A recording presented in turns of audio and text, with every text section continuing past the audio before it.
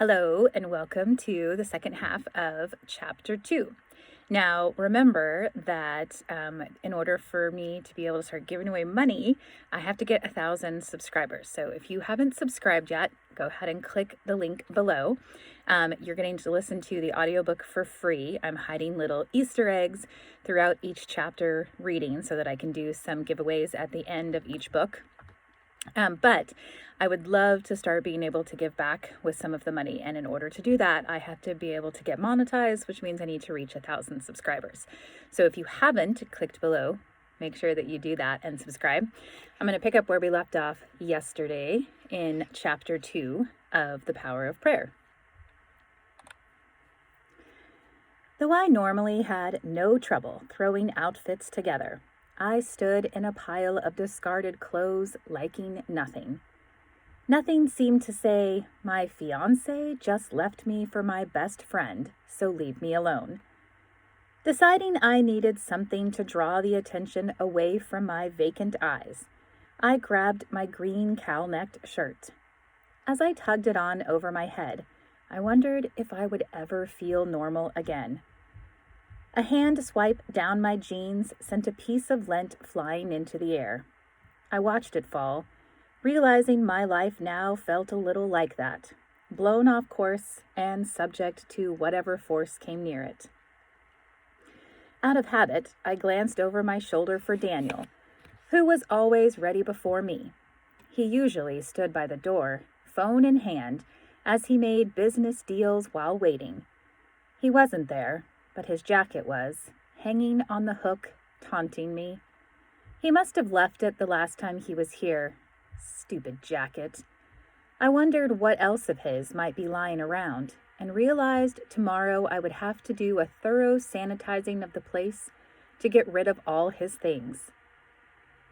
Grabbing my keys, I stalked out the door, determined to have a good time and forget about Daniel. "Another round," I hollered at the blonde waitress who ambled past us on the dance floor. The lights flashed and music flooded my body, relaxing the tense nerves that had taken root. The noise filled my brain, allowing me to forget about Daniel for the time being. Lexi's slender body moved to the beat, her blonde hair flowing against her bare shoulders. Wow, no offense, Callie, but I can't remember the last time you were this fun to be with. Me either. I lifted my hair to relieve the sweat, trickling down my neck, and a pair of hands, not my own, landed on my hips. They were tan, strong hands, and no ring marred them. Twisting my body to see who the hands belonged to, I hoped for someone handsome. If I was lucky, maybe it would be someone who could make me forget Daniel for a night. The face that met mine did not disappoint. Bright blue eyes above an impish grin stared back at me. Taut, muscular arms extended from what was likely an equally chiseled chest. Yes, he could do. Desire flooded my veins, and my eyes roamed over the rest of him. The hint of a tattoo peeking out of his shirt sleeve gave him the air of a typical bad boy, and tonight I wanted to be a bad girl. I locked my arms around his neck, pulling him closer so the rhythm of his hips could match mine. He flashed a sexy grin and tightened his grip on me. He leaned his head down, lips brushing my ear as he whispered, "My name is Brent, and I think you're hot." Inwardly, I cringed at the pedantic come on, but tilted my head back and smiled anyway. Handsome, though not eloquent. I guess I could do a lot worse. I ran my fingers through his short blonde hair and let my mind go blank. One dance turned into 2, then 3, and the rounds of tequila kept coming. It must be late. My words slurred, and I realized too late that I had had too much to drink. Though we sat at a table on the side of the dance floor, the room still spun. I put my hands to my temple in hopes of stopping the roller coaster I seemed to be on, but it was no use. I think you're right, Lexi stammered, equally inebriated. And I have to work tomorrow, so I'm heading out. She stood and then grabbed the tabletop to keep from toppling. Are you okay to drive? Brent offered his hand to steady her, and I wondered briefly how he seemed so sober. Hadn't he had as many drinks as we had? I tried to think back in my mind, but the exertion increased the pounding, and so I stopped. No, but my brother is. She pointed an unsteady finger to the stage, where the musicians were packing up their instruments. He can drive me. I tried to focus on Lexi, but I wasn't sure whether the left or the right Lexi was the real one. I had always thought people were full of it when they said they were seeing double, but now I realized I had just never been drunk enough. Thanks for getting me to come out. We should do it again soon. Lexi flicked a sloppy salute and stumbled off. Brent turned his attention back to me and brushed a curl from my face. How about I drive you home? His fingertips felt nice on my face, soothing. I nodded, my eyes already trying to close for the night. The image of my warm apartment and soft bed called to me, but then the jacket flashed in my mind. I couldn't go home and face the jacket. My eyes flew open and my lips parted. Leaning into Brent, I placed a hand on his solid chest. How about you take me back to your place instead? Brent licked his lips, and his eyes roved my body. I thought you'd never ask. He placed a hand on either side of my face and brought his lips down on mine. It was a rough kiss, and his stubble scratched my chin, but I didn't care. Wrapping my arms around his neck, I surrendered to the feeling, or lack thereof, and leaned farther into him. When we parted, I thrust my car keys into one of his hands and grabbed the other, stumbling after him to my red Mustang parked around the corner. Okay, so here is the next Easter egg, and that is that the car that I always wanted to own was a red Mustang. So it found its way into this book. The cool night air woke me enough to acknowledge the tiny seed of doubt sprouting in my head. This wasn't like me. I was no prude, but I didn't go home with men I didn't know. I wasn't even intimate until we had both said I love you. Shivering, I pressed my lips together, fighting the urge to call it all off. I wanted to be bad tonight. I needed to feel attractive again. Before any words could form, we were in the car. The warmth enveloped me, and I stopped caring. My eyes closed as I leaned against the leather seat. Come on. His voice cut through my sleepy fog. He had parked, but I had no idea where we were or even how far we had driven from the club. Tiny alarm bells sounded in my head, but I couldn't focus on them. He stood outside the car door, a hand held out to me. I placed my hand in his, struggled to stand, and fell against him. His chest was indeed chiseled, masculine. He spun me around and pulled me to his side, wrapping his arm around me to help me walk. We crossed the parking lot, and then he deposited me against a wall while he rummaged for his keys. The sound of silence crept in on me, stirring a little more awareness into my head. Why is it so quiet? He cocked his head at me. It's 2 a.m. Everyone else is asleep. Right. I nodded, pointing a manicured finger at him. Sleep. He pushed his door open and grabbed my hand, pulling me across the threshold into his apartment. The door shut behind me, and the click of the lock on the door registered something in my mind, but a thick fog obscured it. Brent took my other hand as well and began walking backward, pulling me down the hall. I vaguely registered the clutter of clothes strewn about before we entered his bedroom. He spun me around and backed me to the bed until the back of my legs hit the frame, and I fell back, letting desire and fatigue take over. "Go away," I moaned, throwing my hand over my face to block the bright light, but the sun filtered through the gaps of my fingers. Ugh!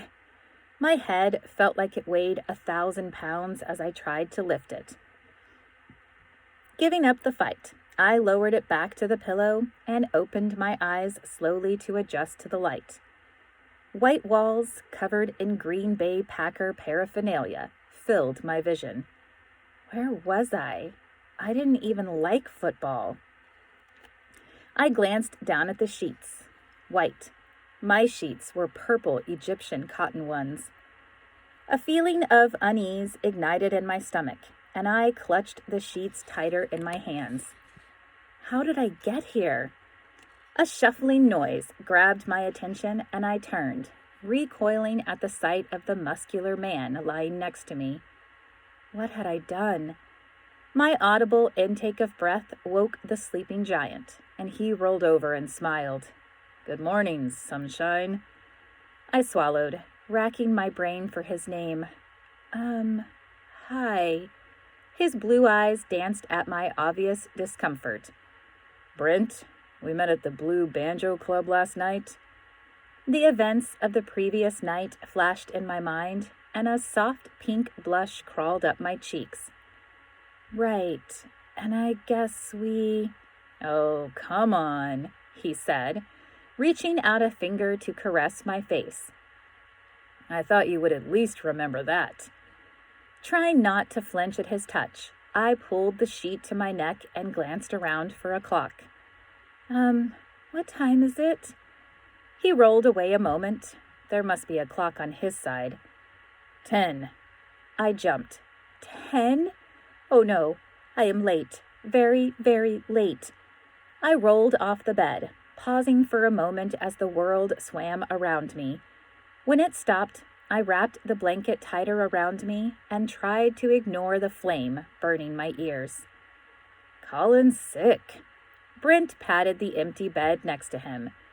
"We can order in and have breakfast together right here." "No, I can't do that," I said, agitated. "I am a candidate for junior partner. I can't take a day off." I rummaged in the clothes on the floor, tossing them in the air until I located my jeans and shirt, wrinkled from their time on the floor. Another few minutes of searching yielded the rest of my clothes. "Suit yourself." He laced his hands behind his head and stretched out, as if he didn't have a care in the world. I shot him a dirty look as I pulled on my clothes. Cringing at the thought of wearing jeans to work, I tried vainly to smooth out the worst of the wrinkles, and then grabbed for where I normally kept my keys, but came up empty-handed. Of course, this wasn't my apartment. Planting my hands on my hips, I turned to face Brent. "Where are my keys?" "By the front door, on the table, I think." He pointed out the bedroom door. I swallowed, the knot growing in my stomach, and hurried out of the bedroom and into the living room, scooping my keys off the hall table on the way. Slamming his front door behind me, I glanced around for my car, spotting it halfway across the parking lot. Hurrying across the asphalt already radiating heat, I climbed into it and turned the ignition on. Easing out to the street, I glanced around for a point of reference, but nothing seemed familiar. Oh, great. I eased up to the intersection to see the cross streets. Baker and Yates? Where was I? My jaw clenched as I whipped out my cell phone and turned on the GPS app. The low battery icon flashed, eliciting a groan. Please, just last until I get to work. I kept an extra cord in my desk drawer, as my phone often needed a charge during the day, but I needed to get there first. I punched in the office address, and my heart sank another few feet. 30 minutes? I am so dead. Where have you been? Tina asked, in a harsh whisper as she hurried toward me. Her brows furrowed, creating a pattern of wrinkles across her forehead and making her appear older than she really was. I shook my head. It's a long story. The sordid events of the previous night lay on my shoulders like a heavy blanket. What had I been thinking? Now I knew why I never had one-night stands. I felt dirty and cheap. Well, Mr. Reed said he wanted to see you in his office as soon as you arrived. I've been trying to stall for you. Her words hit like a punch in the stomach. This can't be good. The partner position wasn't supposed to be announced until next week, and I can't see Mr. Reed looking like this. I have a skirt if you want to borrow it, Tina offered. I know we aren't exactly the same size, but it might look better than jeans. I raised an eyebrow at her. I'd known she was different, but why would anyone keep outfits at work? Why do you keep a skirt at the office? Oh gosh, I'm such a klutz that I keep a whole outfit here in case I spill on myself. I've already had to replace my replacement outfit twice. I weighed the options. Tina was probably a size smaller than I was, but borrowing a skirt from her would be better than showing up in jeans, if it fit. Okay, thanks. Tina opened her right bottom drawer and handed over a simple black skirt. Tucking it in my arm, I headed to the nearest bathroom and peeled off my jeans. The skirt reluctantly shimmied up over my slim hips, but I couldn't tug the zipper up all the way. I pulled my blouse out over the skirt and turned to the mirror. The effect was still a little unkempt, but it was better than before. I rolled up my jeans and dropped them at my office before continuing down the long hall to Henry Reed's office. Beads of sweat broke out on the back of my neck and trailed down my back as I pushed open his door. His assistant looked up from her desk and wrinkled her nose. With her blonde hair pulled back in an immaculate bun and her pressed black suit, she appeared impeccable, the way I normally dressed myself. My unease grew, but I squared my shoulders, portraying a confidence I didn't feel, and approached the desk. I'm here to see Mr. Reed. I'm Callie Green. Yes. Her eyes traveled up and down my form. He's expecting you. Disdain dripped from her words. Ignoring her scorn, I crossed to the inner office door and smoothed my blouse one more time for good measure before stepping into the dark and masculine office. His mahogany desk color was captured in the dark wall coloring and complemented by the dark mauve carpet. Various plaques and commendations hung from the walls and garnered my attention as I made my way to the dark brown chair across from his desk. Smoothing my skirt, I sat down and folded my hands in my lap. Henry Reed met my gaze across the desk. He was the oldest of the partners. White hair circled his head, but the middle of his pate had lost its battle long ago. Hello, Callie. How are you doing? The truth was that I was a wreck, but I couldn't say that. Not too bad, sir, considering I am throwing myself into my work. I forced a stiff laugh, and then forced my hands, which had begun to curl into fists, to lay flat on my lap.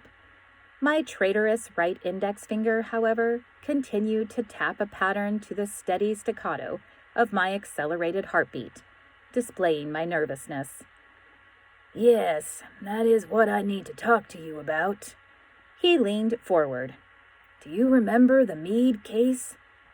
I tilted my head and closed my eyes, reviewing the cases I had pored over yesterday.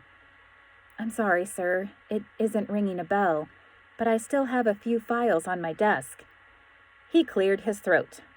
That's the problem, Callie. It still was on your desk, and an injunction was supposed to be filed yesterday.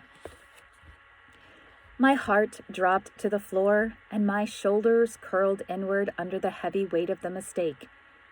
I am so sorry, sir. Normally, this would be an offense we fire for, Mr. Reed began. We can't afford such costly mistakes. I dropped my head into my hands and shook it back and forth. This couldn't be happening. But considering your history of success here and your recent personal event, I have convinced the board not to fire you. I lifted my face to look at him through splayed fingers. Thank you, sir. They have agreed to a 1-month suspension, without pay. I suggest you take a vacation, regain your footing, and come back ready to work. And Callie, he emphasized, they won't be this lenient if there is a next time. Yes, sir. I gave a curt nod and then stood. The junior partnership flashed in my mind, and I cleared my throat, unsure of how to ask the question on my mind. I don't suppose. I broke off mid-sentence, unable to form the rest of the question, but he read my mind. I'm sorry, Callie. I couldn't recommend you this time. My head fell. I understand, sir. But there will be another junior partnership next year. If you come back refreshed and refocused, I could recommend you then. Another whole year? The weight of the prospect of another year of doing grunt work bore down on me, threatening to release the tears now crowding my throat. As my heart shrunk in my chest, I fought to compose myself. Thank you, sir. I forced a tight smile and shook his hand. Drawing myself as straight as I could manage under the heaviness descending my body, I shuffled out of the office and past the perfectly put-together, snarky assistant to the hallway. As the door closed behind me, I pressed a hand over my mouth to hold back a sob. My eyes darted around for the bathroom sign, and I hurried to the women's room. Locking the stall behind me, I sank down on the toilet. Tears obscured my vision and tumbled down my cheeks. What is happening to me? Why is everything going wrong? How am I going to get back on track now? When the tears were spent, I splashed water on my still puffy face and scuffled back to my office. My head was down, all of my bravado gone. Oh no, what happened? Tina asked. The concern in her voice nearly broke the dam holding back another flood of tears. I swallowed and bit my lip. I missed filing an injunction yesterday. Are you... Tina averted her eyes and wrung her hands together. My head shook back and forth. No, I've been given a 1-month suspension. The words tasted dirty in my mouth. Suspension? I would have never thought the words would be applied to me, the girl at the top of her class who had her whole life planned out. I swallowed the vile words to dislodge them from my throat. Well, that's not so bad, Tina said, touching my arm. It could be worse, I agreed. But what am I going to do for a month? The thought of sitting around my empty apartment that long chilled me to the bone. The thought of sitting around my empty apartment that long chilled me to the bone. I had never been one to sit at home. In fact, in the time I had been at the firm, I had taken only one sick day. Tina's eyes lit up, and she snapped her fingers. Do you still have your honeymoon tickets? Yes, I think the information is on my computer. Why? Send it to me. I have a friend who's a travel agent. I bet he can work something out and send you to a nice place for most of that time. A spark flickered in my dark heart. Really? That would be great. I pulled Tina into a hug, turning her in a circle before realizing what I had done. I never hugged people, and especially not people at work. Dropping my arms, I mumbled an apology. Tina laughed, ignoring my apology. Her eyes sparkled. I'll call him right away. Go home and rest, but be sure to have your phone on. I didn't know how to thank Tina. Even after all the years we had worked together, I barely knew anything about her. But that was going to change. An escape to a tropical island sounded like just the thing to help me forget Daniel and focus on rebuilding my self-esteem, and I couldn't believe Tina was willing to help me. As I gathered up my things, I promised myself that I would be different when I came back, and that I would pay more attention to others around me, especially Tina. As I entered my apartment, the silence seemed almost palpable. Rubbing my neck, I looked around for some way to pass the time. A book on the coffee table garnered my attention, and I scooped it up and reclined on the brown leather couch. I couldn't remember the last time I had read this book, and as I had no idea what was happening in it any longer, I flipped back to the beginning. I read the first page, then read it again and again. Sighing, I closed the book and glanced at the clock. I'd managed to kill a whopping 5 minutes.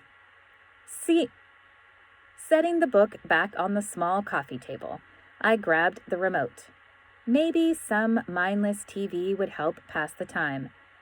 A click of the power button brought the screen to life, and the news filled the screen.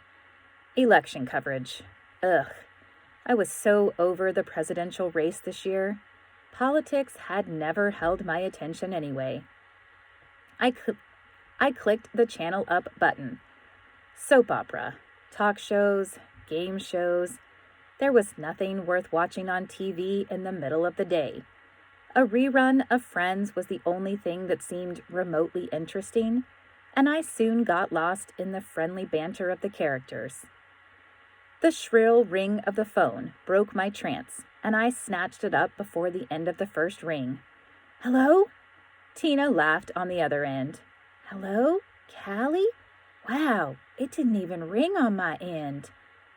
"Sorry, I seem to have no life right now," I replied, sitting forward on the couch and fingering the gold chain around my neck.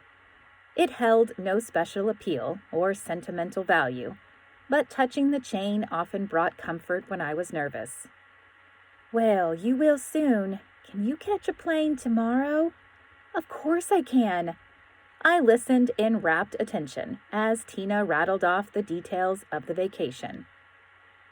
21 days in the Caribbean, a hotel on the beach, and all-inclusive. It sounded like heaven. I'd have to come up with a special way to thank her. After hanging up the phone, I danced a little jig to the hall closet and opened the door, pulling out my red suitcase.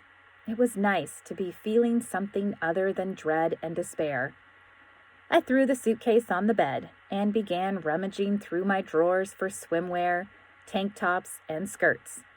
With the bag packed, I phoned my mother for a ride to the airport the next morning, and then turned to the task I was not looking forward to, gathering all of Daniel's things. I wandered around the apartment, picking up books, ties, socks, anything that was Daniel's or reminded me of Daniel, and shoving it in a box. The coat was the last item. I snatched it off the coat rack and flung it on the top of the pile to take out in the morning. The next morning, I glanced around the apartment for anything I had missed as I waited for my mother to arrive. The list on the coffee table had been checked off. The clothes were packed, the major appliances unplugged, the mail was taken care of. My eyes landed on the box of Daniel's things, and a new surge of anger flooded my body. Snatching the box up, I flung open the front door and stomped around the corner to the communal trash dumpster. I threw the whole thing in, box and all, and then wiped my hands together, feeling a smug sense of satisfaction. The deed done, I retraced my steps and found my mother standing at my front door. "Dare I ask?" she said, one eyebrow raised. "Just taking out the trash," I said sweetly, and stepped past her into the apartment. "Okay," she said slowly, drawing the two syllables out in an exaggerated effect. She followed me into the apartment and tried another tactic to get me to open up. "Do you want to tell me why you're running away then? It's not as if that is going to soothe your grief." I pulled the handle out of the rolling suitcase and rolled my eyes as I answered her. I'm on suspension, Mom. I was told to go on vacation. You were told to take a break and clear your head, which isn't the same thing. You know, honey, I've started praying again, and that has helped clear my head. My muscles tensed at the mention of God. I'd had no use for him before, but I certainly didn't want to hear how loving he was now after being left at the altar. That's great, Mom. I'm glad it works for you, but I am not praying to anybody, especially to a God who cared so little about me that he let my life get so far off track.